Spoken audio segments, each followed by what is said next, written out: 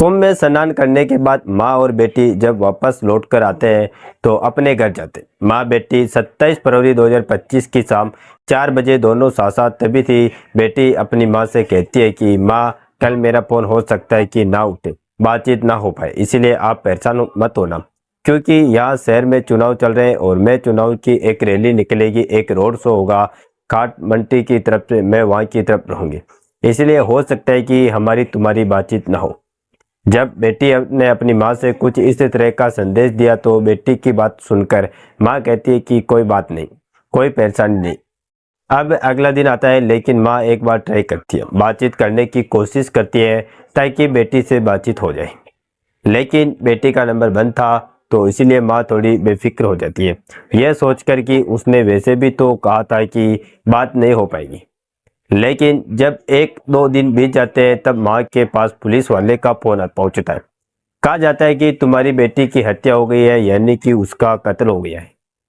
दरअसल इस कत्ल के बाद इस लड़की की जो तस्वीर थी राहुल गांधी के साथ वायरल हो जाती है, क्योंकि यह लड़की भारत जोड़ो यात्रा में पूरे समय साथ रही और कांग्रेस की एक सक्रिय नेता के रूप में इनका नाम जाने जाना लगा।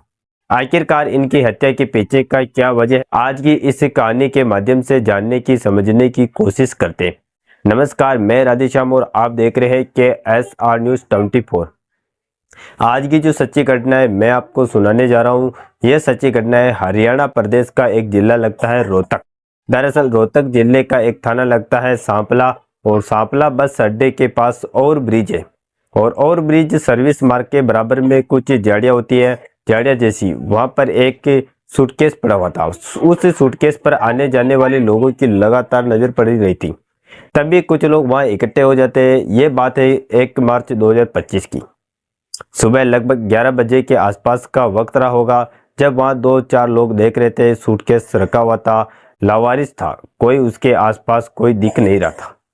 तभी किसी ने पुलिस को फोन कर दिया, और पुलिस को फोन करने के बाद जो सांपला के थाना अध्यक्ष होते हैं विजेंद्र सिंह, साथ ही DSP रजिश कुमार और फॉरेंसिक टीम मौके पर पहुंच जाती है। यह आने के बाद सूचना जैसे ही मिली थी कि यहाँ पर एक लावारिस बैग है, कहीं ऐसा तो नहीं है कि इसमें कुछ आपत्तिजनक सामान हो, कहीं कुछ में इसमें गड़बड़ तो नहीं है। जैसे ही पुलिस को सूचना मिलती है पुलिस मौके पर पहुंचती है, और आने के बाद उस बैग को खुलवाया जाता है। तो खुलवाने के बाद पुलिस के भी होश उड़ जाते हैं। पुलिस भी सोचने पर मजबूर हो जाती है कि आखिरकार यहाँ पर कहाँ से ये बैग आया, और बैग को जो खोला जाता है तो उसमें लगभग 22 से 23 साल के आसपास की एक लड़की होती है, उसकी लाश पड़ी हुई थी। उसमें होठों से खून निकल रहा था, उसके गले में चुन्नी बंधी हुई थी, चेहरे पर शरीर के अलग अलग हिस्सों पर चोट के निशान साफ दिखाई दे रहे थे। ऐसा लग रहा था कि जैसे इस लड़की को बहुत बुरी तरह से मारा गया, पीटा गया हो, और इसके बाद इसकी लाश को सूटकेस में भरकर पैक किया, और पैक करने के बाद यहाँ पर फेंक दिया। लेकिन राहगीरों की जब आते जाते लोगों की नज़र इस पर पड़ जाती है, अब पुलिस की यह जिम्मेदारी बनती है कि आखिरकार यह लड़की कौन है, यह लड़की की यह लाश कहाँ से आई है, किसने फेंकी है, कौन है हत्यारा। बहुत तरह के सवाल थे। पुलिस इन सवालों के जवाब जानने के लिए जुट जाती है, लेकिन शुरुआत में पुलिस को यह नहीं पता चल पा रहा था कि आखिरकार ये लाश है किसकी और यहाँ क्यों लाकर किसने फेंकी है। एक फोटो होता है, फोटो सोशल मीडिया पर वायरल कर दिया जाता है, और 1 मार्च 2025 की शाम लगभग 5 या 6 बजे के आसपास का वक्त हो रहा था। एक कांग्रेस के विधायक होते हैं, विधायक ने कहा कि हो ना हो ये लड़की मुझे कुछ ऐसी लग रही है, जानी पहचानी लग रही है। इसका नाम हिमानी नरवाल है, जो कि रोहतक के विजयनगर में रहती है। बस इतना था कि उसके बारे में फिर अब बहुत सारी जानकारियां थी, जुटने शुरू हो जाती, और यह जब जानकारियां जुटाने की कोशिश कर रहे थे तभी पता चलता है कि यह हरियाणा का सोनीपत है, और सोनीपत का एक गाँव लगता है कथुरा। ये कथुरा की रहने वाली होती है। दरअसल इसकी हत्या किसने की है, अब इसके बारे में कुछ और पुलिस वाले जानकारी जुटाते हैं। तभी एक फोटो होता है जो सोशल मीडिया पर जमकर वायरल होने लगता है। दरअसल ये फोटो था भारत जोड़ो यात्रा के दौरान का, साल 2023 में, जब राहुल गांधी देश भर में भारत जोड़ो यात्रा निकाल रहे थे।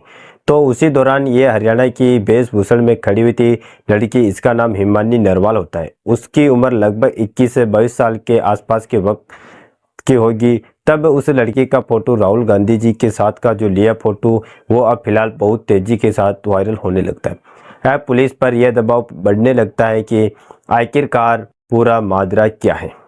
जब मीडिया वालों को चमकट लग जाता है, इसके बारे में जानकारी जुटाने की कोशिश की जा रही थी, तो पता चलता है कि साल 2011 में इसके भाई की हत्या कर दी गई थी, इसका कत्ल कर दिया गया था। साथ ही 2 साल बाद 2014 के आसपास ये बात है, उसके पिता ने अपनी जान दे दी थी।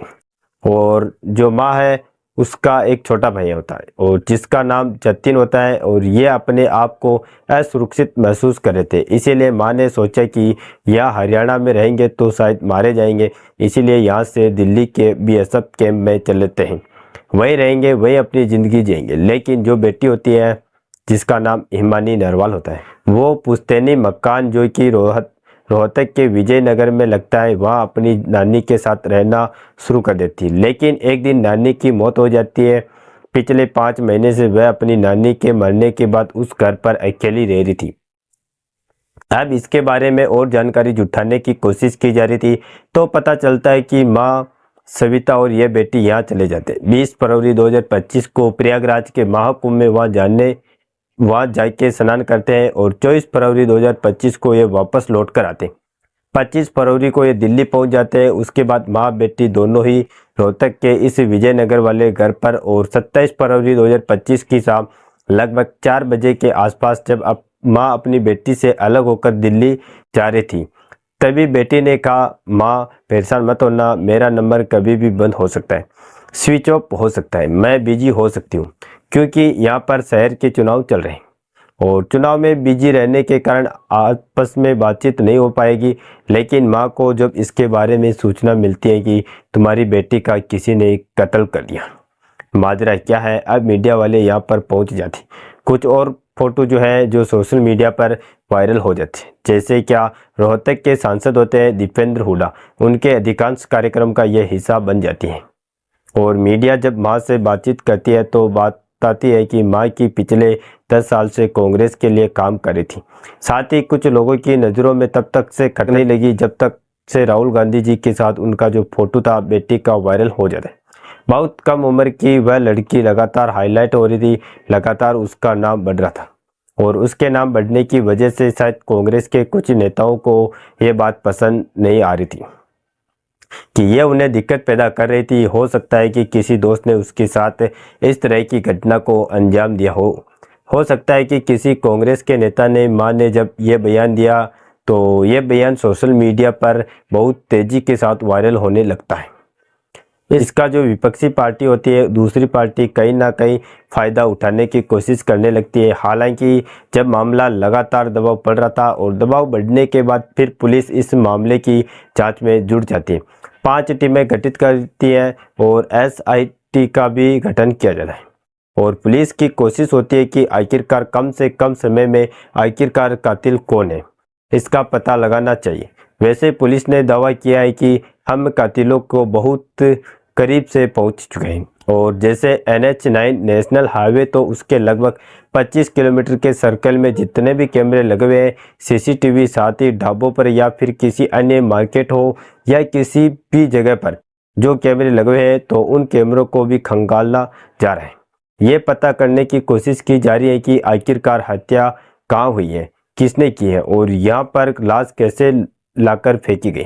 हर एक पहलू की जांच की जा रही है, लेकिन पुलिस का दावा यही है कि बहुत जल्दी इसी घटना का खुलासा कर दिया जाएगा।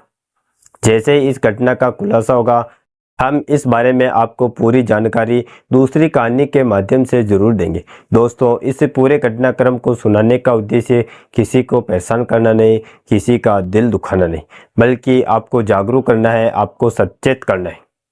दोस्तों, इस पूरे घटनाक्रम के बारे में आपका क्या कहना है, कमेंट सेक्शन में ज़रूर बताएं, और इस वीडियो को एक लाइक करके अपने दोस्तों तक शेयर ज़रूर करें। और इसी तरह क्राइम वीडियो देखने के लिए हमारे चैनल को सब्सक्राइब करके बेल आइकन को ऑल पर ज़रूर सेलेक्ट करें। जय हिंद, जय भारत।